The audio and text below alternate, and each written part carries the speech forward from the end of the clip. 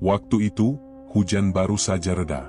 Langit masih kelabu, dan jalanan kota basah, memantulkan lampu-lampu toko yang mulai dinyalakan menjelang sore. Di tengah hiruk pikuk orang-orang yang buru-buru pulang, Dewi berdiri sendiri di pinggir trotoar. Tangannya dingin, isi dompetnya cuma cukup buat makan malam seadanya. Wawancara kerja barusan? Gagal lagi. Sudah yang ke-15 dalam 2 bulan ini. Saat dia berjalan dengan langkah lesu, pandangannya tertarik ke satu toko kecil di sudut jalan. Bukan toko yang biasa orang perhatikan. Kacanya buram, lampunya redup, dan papan namanya nyaris copot. Tapi entah kenapa, mata Dewi seperti ditarik ke sana. Jantungnya berdetak agak lebih cepat tanpa alasan jelas. Toko sepatu tua. Isinya cuma sepatu-sepatu bekas yang dipajang semrawut. Tidak ada musik, tidak ada penjaga di depan. Tapi ada satu sepatu, sepasang sneakers hitam dekil, terletak di rak pojok, yang seolah mengundang. Bentuknya sederhana, tapi warnanya pekat, kontras dengan sepatu lain yang kusam. Dewi masuk, disambut bau apek bercampur tanah basah. Seorang pria tua muncul dari belakang rak, mengenakan topi lusuh. "Cari sesuatu, nak?" tanyanya pelan. "Sepatu itu, berapa?" tunjuk Dewi ke sneakers yang tadi menarik perhatiannya. Pak tua itu menghela napas pelan. "Itu sepatu spesial. Jarang orang bisa lihat, apalagi tertarik." Dewi mengerutkan dahi. "Berapa harganya?" 50.000 aja. "Tapi, ada syarat." "Syarat?" "Kalau kamu beli dan pakai sepatu itu, jangan pernah dilepas, ya. Jangan coba-coba." Dewi tertawa kecil, berpikir itu hanya taktik dagang. "Iya deh, Om." Tanpa pikir panjang, dia bayar dan langsung pakai sepatu itu. Aneh, pas banget di kaki. Nyaman. Bahkan hangat, seperti nyatu sama kulitnya. Saat keluar dari toko, dia kaget. Seorang pria berdasi, kelihatan kaya, berdiri di depan toko sambil menelepon. "Halo? Iya, saya butuh staf baru. Yang penting cekatan." "Hah? Kamu lagi di mana?" "Oh, sini aja ketemu saya langsung." Tanpa tahu kenapa, Dewi tiba-tiba melambaikan tangan. Pria itu melirik, lalu senyum. "Kamu melamar kerja?" Dewi kaget. "Iya." "Masuk ke mobil saya. Kita bicara sambil jalan. Kayaknya saya butuh kamu." Dan begitulah, dalam waktu kurang dari 5 menit sejak pakai sepatu itu, hidup Dewi mulai berubah. Tapi dia belum tahu, itu bukan keberuntungan. Itu awal dari perjanjian yang gak bisa dibatalkan. Dewi masih gak percaya. Baru aja tadi sore dia nyaris menyerah cari kerja. Sekarang dia duduk di ruang tunggu sebuah kantor startup besar, disuruh langsung wawancara sama ownernya. Nama perusahaannya belum pernah dia dengar, tapi gedungnya mewah, lantai marmer, resepsionis ramah, dan aroma kopi mahal menyambut dari pintu masuk. Dari tadi, dia merasa kakinya aneh. Sepatunya memang nyaman, tapi kadang muncul rasa nyeri aneh di tumit. Bukan sakit biasa, tapi kayak ada sesuatu yang mencengkeram dari dalam. Tapi karena pikirannya lagi fokus ke wawancara, dia abaikan. 15 menit kemudian, dia keluar dari ruangan dengan senyum lebar. Diterima kerja. Gajinya 2 kali lipat dari ekspektasi. Tanpa tes, tanpa syarat aneh. Bosnya cuma bilang, "Entah kenapa, saya yakin kamu bisa bawa perubahan di sini." Hari itu juga, dia mulai kerja. Timnya ramah. Kantornya adem. Semua terasa seperti mimpi. Tapi mulai malamnya, hal-hal aneh mulai muncul. Waktu dia pulang dan rebahan, tiba-tiba jari kakinya kram. Saat mau lepas sepatu, tangannya seperti menolak. Jarinya gemetar, dan tiap kali dia coba membuka tali sepatu, ada rasa seperti disetrum. Kencang. Sakit. Sampai dia menyerah dan membiarkannya tetap dipakai. Tidurnya pun aneh. Dalam mimpi, dia melihat seorang wanita duduk di lantai, tubuhnya kotor dan penuh luka. Matanya kosong, tapi menatap Dewi terus. Di sampingnya, ada sepatu yang sama persis seperti yang dipakai Dewi, berlumuran darah. Wanita itu bicara, tapi suaranya teredam, kayak dari dasar sumur. Jangan buka, nanti. Dewi terbangun dengan napas ngos-ngosan. Badannya basah keringat. Jam dinding menunjukkan pukul 3 pagi. Dia duduk, menatap sepatunya yang masih menempel di kaki. Sepatu itu, warnanya jadi lebih pekat, seperti baru disemir. Tapi dia yakin, tadi sore warnanya kusam. Esok paginya, dia mencoba nekat buka lagi. Tapi baru sentuh talinya, langsung muncul rasa mual. Kepalanya pusing, matanya buram. Seolah tubuhnya nolak. Dia buka HP, cari info soal toko Pak Budi. Tapi nggak ada hasil. Alamatnya nggak muncul di Google Maps. Nama tokonya nggak ada. Bahkan waktu dia balik ke jalan tempat dia beli sepatu itu, toko itu udah nggak ada. Cuma ada dinding kosong dan papan tua berdebu. Dewi berdiri di situ cukup lama. Dalam hati, dia mulai sadar, ini bukan sepatu biasa. Dan yang dia rasain sekarang, baru permulaan. Seminggu pertama di kantor baru berjalan mulus. Dewi cepat akrab sama tim, idenya disukai banyak orang, bahkan salah satu ide presentasinya langsung diangkat jadi proyek besar. Rasanya kayak hidupnya berubah 180 derajat. Tapi mulai hari ke-7, hal-hal aneh muncul satu persatu. Teman sekantornya, Rika, tiba-tiba sakit mendadak. Padahal kemarin mereka masih makan siang bareng, ketawa-ketawa di pantry. Besoknya, Rika dinyatakan koma. Kok bisa? Gumam Dewi di meja kerja sambil lihat notifikasi grup kantor yang heboh. Kemarin dia masih sehat. Dan itu belum selesai. 2 hari kemudian, supervisor tim mereka kecelakaan mobil. Kritis. Orangnya dikenal hati-hati dan gak pernah ngebut. Dewi mulai gelisah. Hatinya gak enak.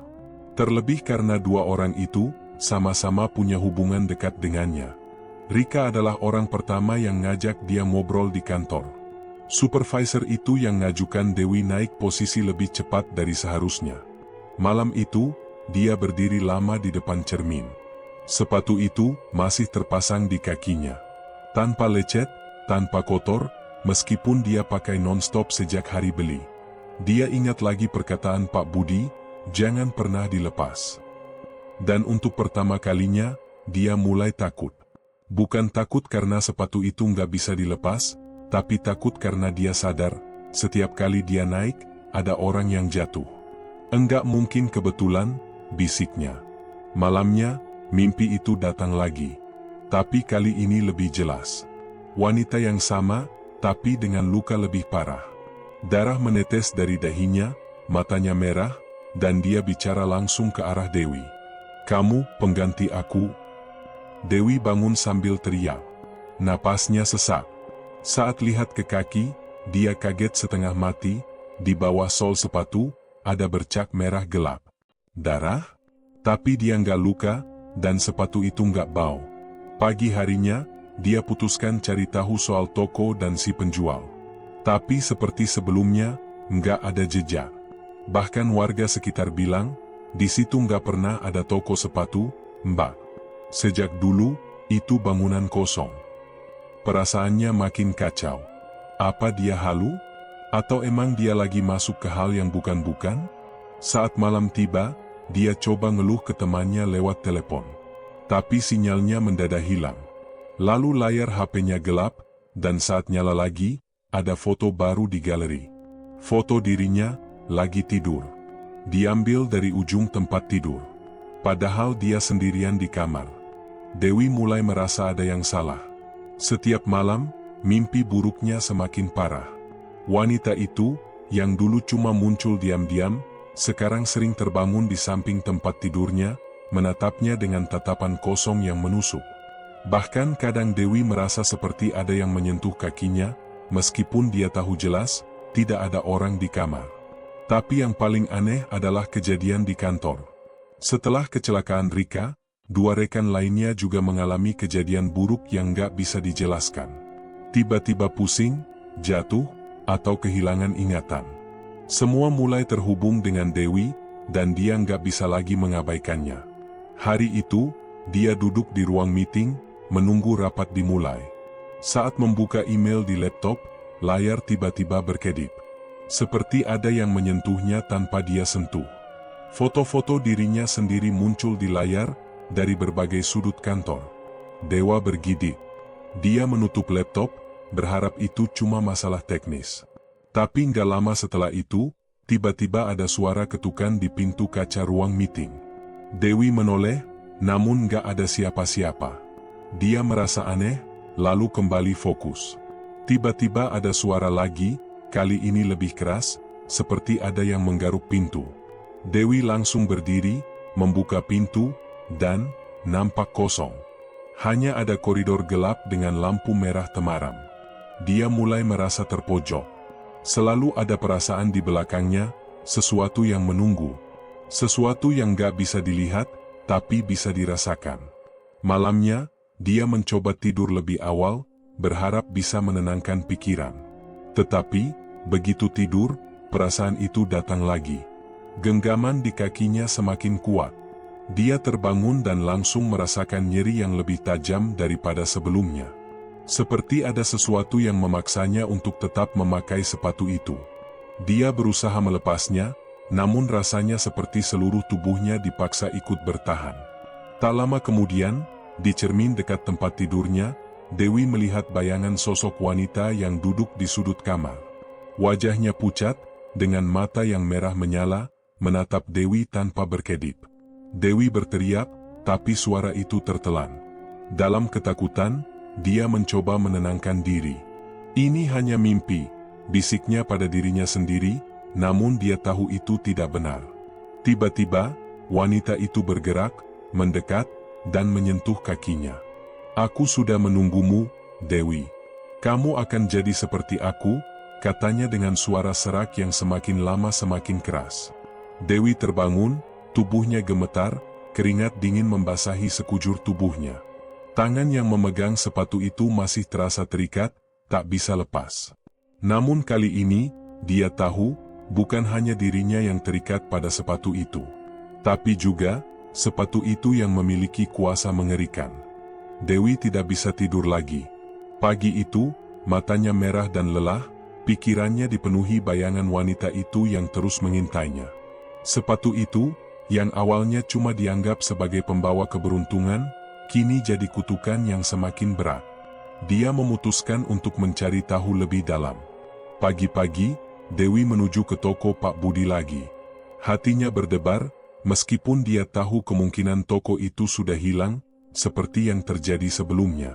Tapi kali ini, dia merasa ada yang harus dia ketahui, meskipun itu berarti dia harus menghadapi kebenaran yang mengerikan.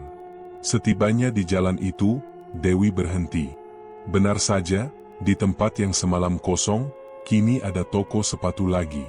Toko yang sama, dengan papan kayu yang nyaris copot, bau apek menyengat dari dalam, dan koleksi sepatu bekas yang bertumpuk. Perasaan aneh langsung muncul di perutnya, seperti ada yang memanggilnya masuk. Dia melangkah ragu, membuka pintu, dan menemukan Pak Budi duduk di belakang meja kayu. Wajahnya tak berubah, namun matanya seolah tahu kedatangan Dewi.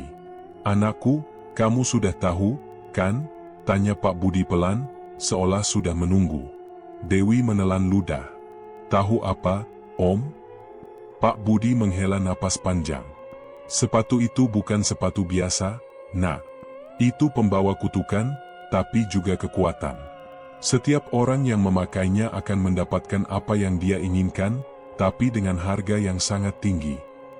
Dewi merasa tubuhnya lemas. Jadi, siapa yang kehilangan? Kenapa semuanya jadi aneh? Sepatu itu dibuat dari jiwa orang-orang yang terjebak dalam pesugihan.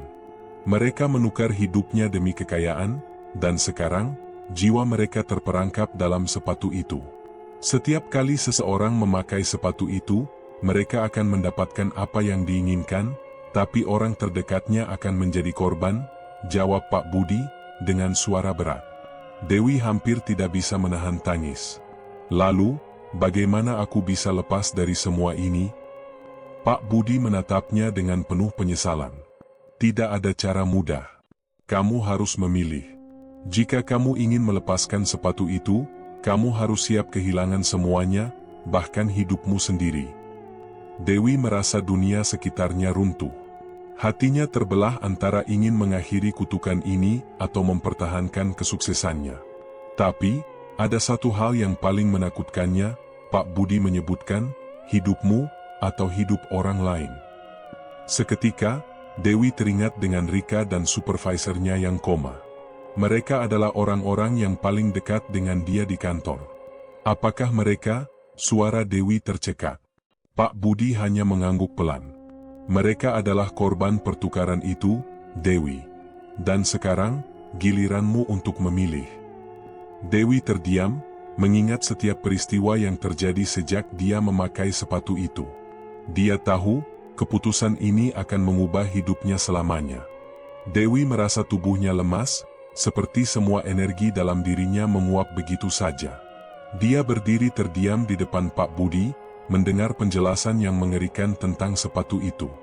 Waktu terasa berhenti sejenak, dan hanya satu kalimat yang terus berulang di pikirannya, hidupmu atau hidup orang lain. Dia merasa terjebak. Setiap hari, dia semakin sukses. Pekerjaannya lancar, gaji terus naik, bahkan ada tawaran untuk promosi. Tapi, harga yang dia bayar terlalu tinggi. Rika koma, supervisornya celaka. Semuanya terjadi setelah dia memakai sepatu itu. Dewi tahu dia harus bertindak. Sekarang, bukan hanya hidupnya yang dipertaruhkan, tapi juga nyawa orang-orang di sekitarnya. Ketakutan mulai menjalari tubuhnya. Namun, dia tidak bisa mundur lagi. Dia harus berani melawan kutukan ini. Pak Budi melihat Dewi yang terdiam, wajahnya diliputi kebingungan dan ketakutan. Jika kamu ingin menghentikan semuanya, kamu harus bisa melepaskan sepatu itu. Tapi kamu harus siap dengan konsekuensinya. Dewi menatap sepatu yang masih terpasang di kakinya. Rasa sakit itu masih ada, tapi kali ini, dia tak bisa lagi menyerah. Dengan gemetar, Dewi mencoba untuk melepaskan sepatu itu. Dia menarik tali sepatu dengan keras, berusaha memaksa diri untuk melepaskan cengkeraman benda itu dari kakinya. Tapi semakin dia mencoba, semakin sakit yang dirasakannya. Seperti ada kekuatan lain yang menahannya, menariknya ke dalam keputusasaan. Kenapa tidak bisa? Dewi terisak, suara tangisannya hampir pecah. Tangannya gemetar, tetapi tekadnya semakin kuat. Aku harus bisa. Aku harus bebas. Tiba-tiba, dia merasakan sesuatu yang aneh. Sepatu itu mulai terasa semakin berat, seakan-akan ada sesuatu di dalamnya yang bergerak. Perasaan tertekan itu semakin kuat, dan Dewi mulai merasa sesak. Namun, di dalam kegelapan hatinya, dia tahu ini adalah saat untuk bertarung. Pak Budi hanya bisa menonton, matanya penuh penyesalan. Kamu terlalu kuat untuk kutukan ini, Dewi. Tapi ingat, jika kamu melepaskannya, sesuatu akan hilang dari dirimu. Sesuatu yang tak bisa dikembalikan. Dewi tak peduli lagi. Dengan satu tarikan kuat, dia berhasil melepas sepatu itu. Segera, dia melemparkannya ke sudut toko. Dia merasa lega, seolah beban berat di kakinya hilang seketika. Namun, baru saja Dewi menarik napas lega, suara seram itu kembali terdengar. Wanita itu, yang selalu mengikutinya dalam mimpi, berdiri di depan pintu toko, menatapnya dengan mata kosong. Wajahnya hancur, darah menetes dari tubuhnya yang terkoyak. Aku sudah menunggumu, Dewi, kata wanita itu dengan suara serak. Kamu tidak bisa lolos begitu saja. Semua yang terjadi, akan kembali padamu. Dewi mundur, hati berdegup kencang. Sepatu itu sudah terlepas, tetapi ternyata, kutukan belum berakhir.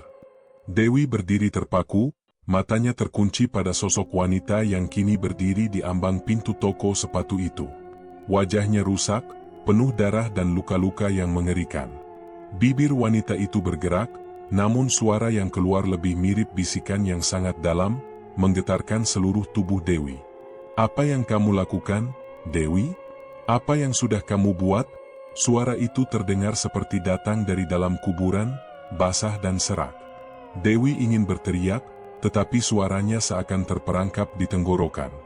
Kakinya terasa berat, dan meskipun sepatu itu sudah terlepas, perasaan tercekik tetap menghantuinya. Matanya terfokus pada wajah wanita itu yang semakin mendekat, langkahnya tak bersuara, tapi aura kehadirannya begitu kuat, seperti ada angin dingin yang menyertai tiap langkahnya. Dewi mundur, berusaha menjauh, namun kaki rasanya seakan tak bisa bergerak. Setiap detik yang berlalu, dia merasa semakin terjebak di dalam ruang sempit yang seakan dipenuhi dengan hawa mencekam. "Kamu pikir kamu bisa lepas dari kutukan itu hanya dengan melepaskan sepatu itu?" Wanita itu bertanya, dan Dewi merasa suara itu seakan bergetar di seluruh tubuhnya, meresap hingga ke tulang-tulangnya. Dewi membuka mulut, tetapi hanya suara parau yang keluar. Setiap kali dia mencoba berbicara, dia merasakan sakit yang luar biasa di dadanya, seperti ada sesuatu yang menekan dari dalam. Hatinya berdegup kencang, dan dalam kepanikan itu, dia baru menyadari bahwa semuanya, kesuksesan, kebahagiaan, semua yang dia capai, ternyata memiliki harga yang sangat tinggi. Pak Budi, yang sejak tadi hanya diam dan memandang Dewi dengan tatapan penuh penyesalan, akhirnya berbicara. "Dewi, itu bukan hanya tentang sepatu. Itu tentang jiwa-jiwa yang terjebak, yang menginginkan pengorbanan." Wanita itu tertawa, tawa yang memekakkan telinga dan penuh penderitaan. Jiwa-jiwa yang terjebak? Tentu saja. Mereka semua menunggu giliran. Dan sekarang, giliranmu. Suaranya penuh ancaman. Dewi merasa tubuhnya lemas, namun dia berusaha tetap tegak. "Aku tidak takut padamu. Aku akan berhenti," teriak Dewi dengan suara parau. Namun, kata-katanya hanya menggema di udara. Wanita itu hanya tersenyum penuh kebencian. Tiba-tiba, semuanya berubah. Lampu-lampu di toko itu berkedip, dan hawa dingin yang menusuk mulai menguasai ruangan. Dewi merasa tubuhnya seperti tertarik ke arah wanita itu, seolah ada kekuatan yang tak terlihat yang menariknya ke sana. Setiap langkah wanita itu semakin mendekat, dan suara-suara aneh mulai terdengar, seperti jeritan yang berasal dari dalam dinding toko. Dewi tidak bisa bergerak. Ada sesuatu yang menahan dirinya, dan tubuhnya semakin merasa lemas. Wanita itu berdiri sangat dekat, hanya beberapa inci dari wajah Dewi. Mata kosong wanita itu menatapnya dalam-dalam, dan Dewi merasakan jiwanya mulai terkikis, seperti ada yang menarik dari dalam dirinya. "Ini tidak berakhir begitu saja," wanita itu berkata dengan suara yang lembut namun menyeramkan. "Ketika kamu memilih untuk memakai sepatu itu, kamu sudah membuat pilihan. Kamu memilih untuk menerima takdir ini. Dan sekarang, kamu akan merasakannya." Dewi merasakan panas yang mulai menyebar ke seluruh tubuhnya, dan dalam sekejap, pandangannya kabur. Kepalanya pusing, dan rasanya seperti seluruh dunia berputar. Dia terjatuh, tubuhnya terasa sangat berat, dan dia tak bisa berbuat apa-apa. Terakhir yang dia ingat adalah suara Pak Budi yang berteriak, "Jangan, Dewi, jangan." Namun, tak ada yang bisa menghentikan apa yang sudah dimulai. Dalam kegelapan yang semakin dalam, Dewi merasa seperti ada tangan-tangan yang muncul dari lantai, meremasnya dengan sangat kuat. Rasanya seperti ada banyak tangan yang menariknya ke dalam tanah, dan dia merasakan sebuah kekuatan yang sangat menakutkan, lebih kuat dari apapun yang pernah dia bayangkan. Dia berusaha untuk berteriak, tetapi suara itu terperangkap. Tubuhnya semakin terasa ringan, dan dia merasa terhisap, seolah seluruh tubuhnya terbenam ke dalam kegelapan yang tak terhingga. Keputusasaan merayapi setiap inci tubuhnya. Inilah saatnya, saat dia harus membayar harga yang sangat mahal atas pilihannya. Saat Dewi hampir kehilangan kesadaran, dia mendengar suara teriakan yang keras, suara yang familiar. "Rika." Namun, teriakan itu berbeda dari yang sebelumnya. Itu bukan teriakan penderitaan, melainkan teriakan permintaan tolong. Dewi tak tahu apakah itu nyata atau hanya ilusi, tetapi suara itu terus menghantui pikirannya. Kegelapan semakin mendalam, dan Dewi merasa seperti berada di dalam sebuah lorong panjang tanpa ujung. Tangan-tangan yang menariknya semakin kuat, dan suara-suara yang terdengar semakin menjadi-jadi. Suara jeritan yang tak bisa dia kenali memenuhi ruang sekitarnya. Sampai akhirnya, ada satu suara yang jelas terdengar di telinganya. Suara wanita itu yang kini terdengar lebih dekat, lebih tajam. Kamu tidak akan pernah lepas. Tidak ada jalan keluar. Dewi menjerit, tetapi tidak ada yang bisa menolong. Dia merasa dirinya semakin tenggelam dalam kegelapan yang tak berujung, dikelilingi oleh suara-suara yang memaksanya merasakan apa yang tidak ingin dia alami. Dewi terbangun dalam kegelapan yang pekat. Suasana di sekelilingnya terasa berat, seolah dunia itu sendiri menekan tubuhnya. Tubuhnya terasa kaku dan lelah, napasnya terengah-engah, dan kepalanya pusing. Dia mencoba bergerak, tetapi sepertinya tubuhnya tidak mau mengikuti kehendaknya. Semua yang ada di sekitarnya terasa asing. Tak ada Pak Budi, tak ada wanita itu, hanya kegelapan dan keheningan yang menyesakkan. Ketika matanya menyesuaikan diri dengan gelap, Dewi melihat sesuatu yang mencolok di depannya. Sebuah cermin besar berdiri tegak di tengah ruangan yang hampa. Cermin itu memantulkan bayangan Dewi, tapi ada yang aneh. Wajahnya terlihat berbeda, lebih pucat, lebih hampa, seperti tak ada jiwa di dalamnya. Dewi melangkah maju, tubuhnya bergerak terhuyung-huyung, namun saat dia mendekat ke cermin, bayangannya tidak bergerak sesuai dengan gerakannya. Cermin itu menunjukkan Dewi yang masih berdiri di tempat yang sama, matanya kosong. Apa ini? Dewi berbisik pada dirinya sendiri. Suara bisikan itu membangkitkan perasaan takut yang lebih dalam. Tiba-tiba, dari dalam cermin, wajah wanita yang rusak itu muncul. Wajah yang penuh dengan luka dan darah, mata kosong menatap Dewi dengan penuh kebencian. Kamu pikir bisa lari dari aku? Suara wanita itu menggema, mengisi seluruh ruangan. Suara itu terdengar sangat dekat, meski wanita itu tidak bergerak. Dewi mundur, tubuhnya hampir terjatuh. Tidak, aku tidak takut, teriak Dewi, mencoba mengusir ketakutannya. Aku harus berhenti. Aku harus bebas dari semua ini. Namun, wajah wanita itu hanya tersenyum, senyum yang penuh penghinaan. Kamu tidak bisa bebas, Dewi. Tidak ada yang bisa lolos dari kutukan ini. Kamu sudah menjadi bagian dariku. Dan sekarang, kamu akan merasakan apa yang aku rasakan. Dewi merasakan tekanan yang semakin besar di dadanya. Napasnya semakin sesak. Dia merasakan tangan-tangan yang tak terlihat mulai meremas tubuhnya, mengikatnya dengan kekuatan yang luar biasa. Semua yang dia capai, semua yang dia impikan, terasa begitu jauh, seperti sesuatu yang tidak lagi dapat diraih. Tolong! Dewi berteriak, tubuhnya semakin terhimpit oleh kegelapan itu. Aku tidak mau ini. Aku tidak mau hidup seperti ini.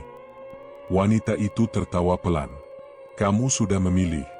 Ketika kamu mengenakan sepatu itu, kamu sudah memilih untuk mengikat dirimu dengan kutukan ini. Semua yang terjadi, semua yang hilang, itu adalah hasil dari pilihanmu. Tidak ada jalan keluar, Dewi. Dewi merasa kepalanya mulai berputar. Semua rasa sakit itu begitu nyata, seakan tubuhnya tak bisa menahan lagi. Dia merasa seperti ada yang menariknya lebih dalam, ke dalam jurang yang tak bisa dilihat. Namun, dalam kegelapan yang menyelimuti dirinya, ada sebuah cahaya kecil yang mulai muncul. Entah dari mana, cahaya itu bersinar lembut, seperti sebuah harapan yang hilang. Dewi memfokuskan pandangannya pada cahaya itu. Dia tahu bahwa inilah satu-satunya peluang yang dimilikinya. Dengan sisa-sisa kekuatan yang ada, dia mulai bergerak menuju cahaya itu. Langkahnya berat, namun dia terus maju, meskipun rasa sakit dan ketakutan menghantuinya. Apa yang kamu lakukan? Suara wanita itu terdengar semakin keras, penuh kebencian. Kamu tidak bisa melarikan diri. Tapi Dewi tidak peduli. Dia tidak peduli dengan kata-kata wanita itu. Dia hanya ingin keluar dari tempat ini, ingin lepas dari kutukan yang telah mengikatnya. Semakin dia mendekat pada cahaya itu, semakin dia merasa hidupnya kembali. Ketika akhirnya dia mencapai cahaya itu, segala kegelapan di sekitarnya mulai mereda. Dia merasa kekuatan yang menahannya mulai menghilang, seakan ada sesuatu yang menariknya keluar dari dalam cermin. Dengan satu tarikan napas yang dalam, Dewi merasakan cahaya itu menyelimutinya, mengusir semua ketakutan dan kebingungannya. Namun, saat dia hampir berada di ambang cahaya itu, suara wanita itu terdengar lagi, kali ini lebih keras dan lebih penuh amarah. "Tidak ada jalan keluar, Dewi. Kamu akan tetap menjadi bagian dari kami." Tapi Dewi tak peduli lagi. Dia sudah memilih. Dia melangkah masuk ke dalam cahaya itu dengan penuh keyakinan, tak peduli dengan ancaman apapun. Saat tubuhnya terhanyut oleh cahaya yang menyelimuti dirinya, dunia sekitar mulai pecah, dan akhirnya, segala kegelapan itu menghilang. Dewi terjatuh ke tanah, tubuhnya terkulai lemah. Ketika dia membuka mata, dia mendapati dirinya sudah berada di luar toko sepatu yang tua itu. Suasana di sekitarnya sudah berubah. Jalanan yang dulu sepi dan gelap kini terlihat ramai dan terang. Semua perasaan cemas dan ketakutan yang menghantuinya mulai hilang, meskipun tubuhnya terasa lelah. Namun, sebelum dia bisa menghirup napas lega, dia mendengar suara halus dari belakangnya. "Ini belum selesai, Dewi." Dewi berbalik, matanya terbelalak, namun yang dia lihat hanya keheningan. Tak ada siapa-siapa. Dewi berdiri di tengah keramaian jalan kota. Semua tampak normal. Orang-orang berlalu lalang, tak ada yang mengindahkan dirinya yang tampak sedikit terkejut. Setiap napas yang dihirupnya terasa lebih ringan, lebih bebas. Sepatu itu, yang dulu terikat erat di kakinya, kini sudah hilang, seolah tak pernah ada. Dia sudah lepas dari kutukan itu, pikirnya. Namun, ada rasa aneh yang menggelayuti hatinya. Dia berjalan beberapa langkah, menatap langit yang cerah. Seakan semua ketakutan, kegelapan, dan penderitaan yang selama ini membebaninya telah berlalu. Namun, ada sesuatu yang tak bisa dia lepaskan begitu saja, seperti bayang-bayang yang terus mengikutinya meski siang. Dewi berhenti di depan sebuah kafe, memandang cangkir kopi yang hangat di meja, berharap segalanya kembali seperti sebelum dia menemukan sepatu itu. Namun, dalam hatinya, dia masih merasa ada yang hilang, ada yang tidak beres. Bayangan wanita itu, wajahnya yang rusak, terus mengganggu pikirannya. Rika, teman dekatnya yang pernah celaka, kini sudah pulih, atau setidaknya itulah yang Dewi kira. Rika kembali bekerja dengan penuh semangat, seolah tak ada yang terjadi. Namun, Dewi tahu, sesuatu yang buruk pasti masih ada. Sesuatu yang tak bisa dihapus begitu saja. "Dewi, kamu baik-baik saja?" Suara Rika mengagetkannya. Dewi menoleh, melihat wajah sahabatnya yang penuh senyum. Tapi senyum itu, Dewi merasa, sedikit dipaksakan. Ada sesuatu yang berbeda. Ada jarak yang aneh di antara mereka. Dewi tersenyum lemah. "Iya, aku baik-baik saja, Rika. Akhirnya aku merasa bisa menghirup udara segar tanpa ada yang menghalangi." Rika menatapnya lebih lama. "Kamu yakin? Kamu kelihatan agak berbeda." Dewi menelan ludah. "Aku hanya butuh waktu untuk memulihkan diri." Namun, meski Dewi berkata begitu, hatinya masih gelisah. Perasaan cemas yang tak bisa dia jelaskan. Dia merasa, meskipun dia telah meninggalkan sepatu itu, ada sesuatu yang mengikatnya dengan kejadian-kejadian kelam itu. Apakah benar dia sudah bebas? Saat itu, Rika berbicara dengan lembut. "Dewi, apa kamu pernah merasa seperti ada yang mengikutimu? Atau seperti ada sesuatu yang masih membuntuti?" Dewi kaget mendengar pertanyaan itu. "Kenapa kamu tanya begitu?" Rika tersenyum samar, dan Dewi bisa melihat ada kegelisahan yang samar di matanya. "Aku hanya merasa ada yang tak beres. Seperti ada sesuatu yang belum selesai." Dewi menundukkan kepala, meresapi kata-kata itu. Perasaan itu kembali. Perasaan bahwa meskipun dia merasa bebas, kutukan itu belum berakhir. Dia mulai sadar, apa yang dia pikir sebagai kebebasan adalah ilusi.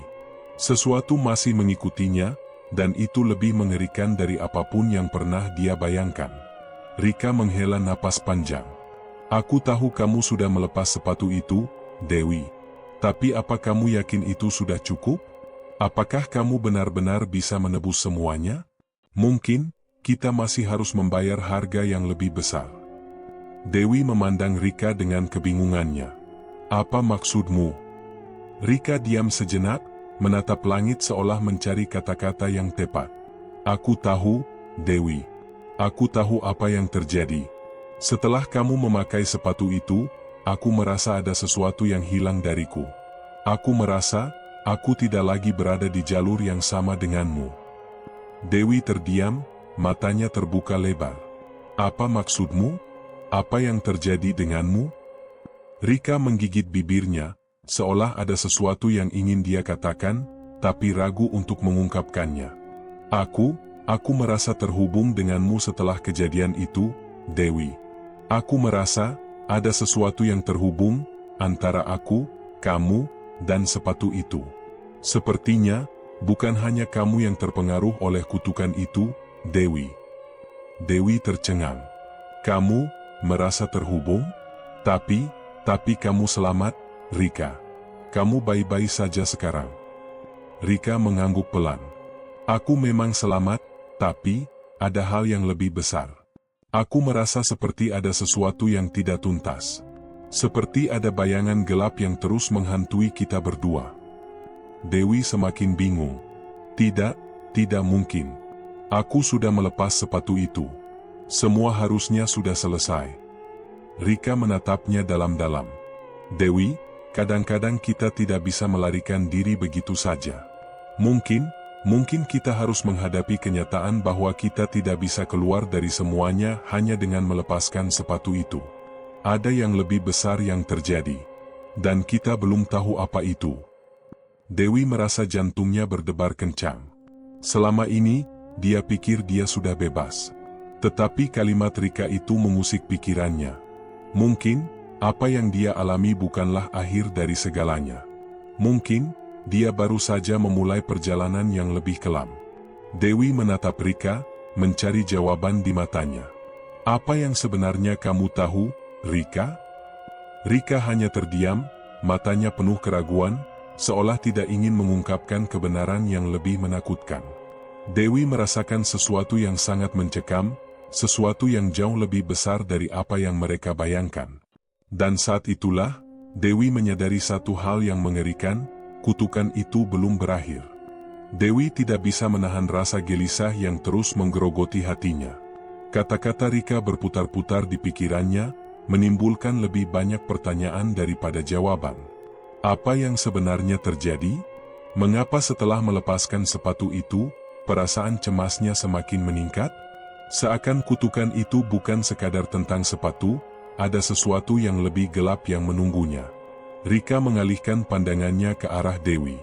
Dewi, kamu ingat betul bagaimana segalanya mulai berubah setelah kamu memakai sepatu itu, kan?